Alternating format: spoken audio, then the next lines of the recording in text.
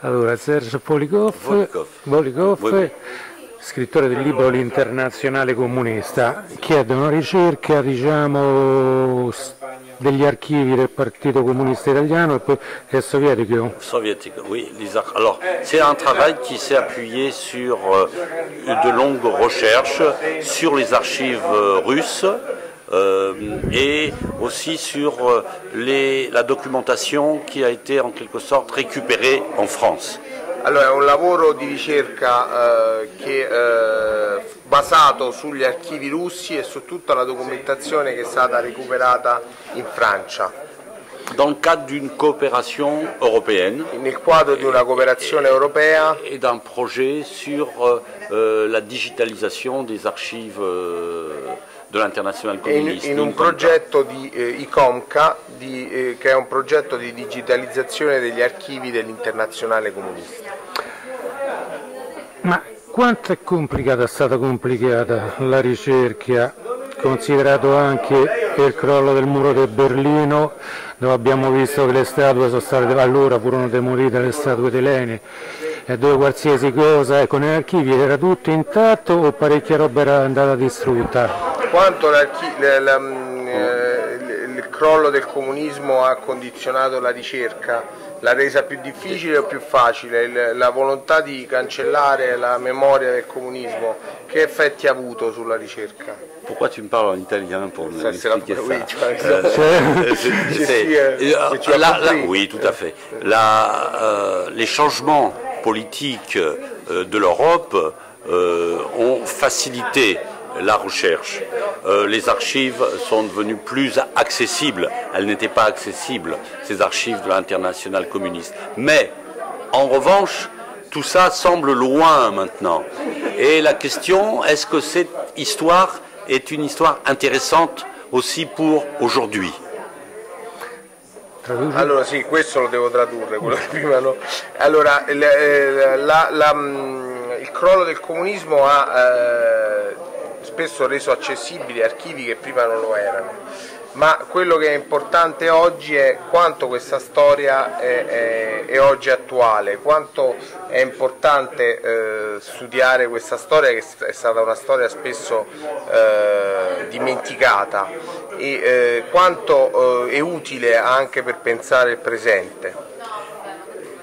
Aujourd'hui, il me semble que cette histoire doit être connue dans sa globalité.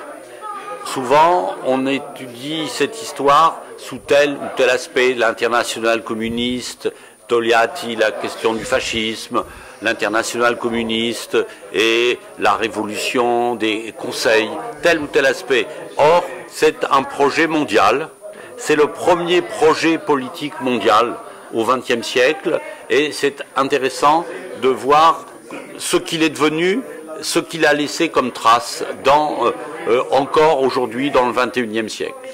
Allora, oggi è interessante studiare l'internazionale comunista nella sua dimensione globale. Spesso la storia dell'internazionale comunista è stata studiata come progetto nei suoi specifici aspetti: il fascismo, il ruolo di Togliatti nel caso dell'Italia,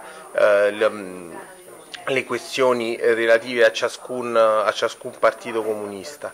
Oggi è interessante invece studiare il primo progetto di organizzazione globale, di organizzazione la cui sfera d'azione è quella globale, e si tratta della prima organizzazione di questo tipo del XX secolo, di cui oggi vediamo invece molti esempi.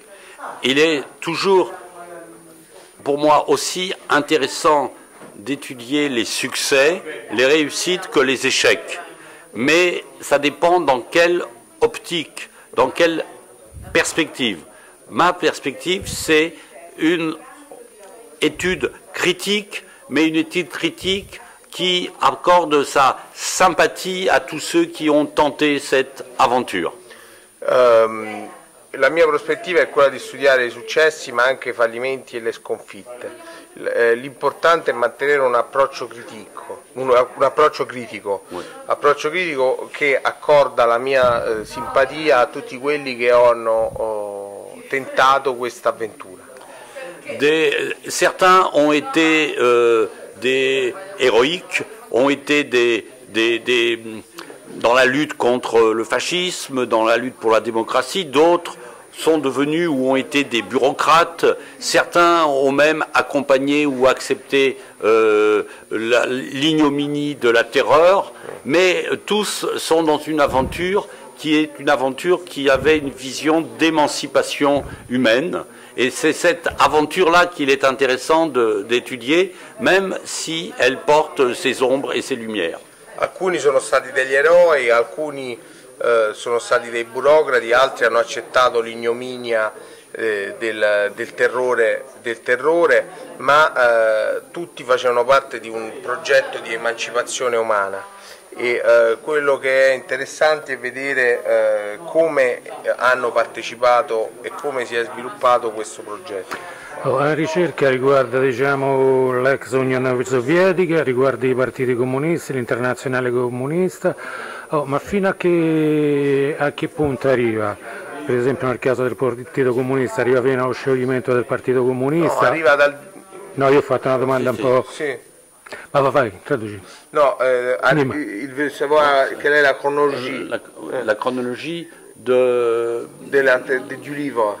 Alors, la période qui est la période mal connue, mais qui, à mon avis, est fondatrice, c'est la période de la fin de la Première Guerre mondiale, 1919, à la fin de l'internationale communiste qui disparaît, qui est en 1943, en quelque sorte d'une guerre à l'autre. È in qualche modo una storia che va da una guerra all'altra, cioè l'Internazionale comunista nasce nel 1919, all'indomani della Prima Guerra Mondiale e della Rivoluzione Russa, e viene sciolta nel 1943. Poco durante la lotta contro il fascismo della Seconda Guerra Mondiale.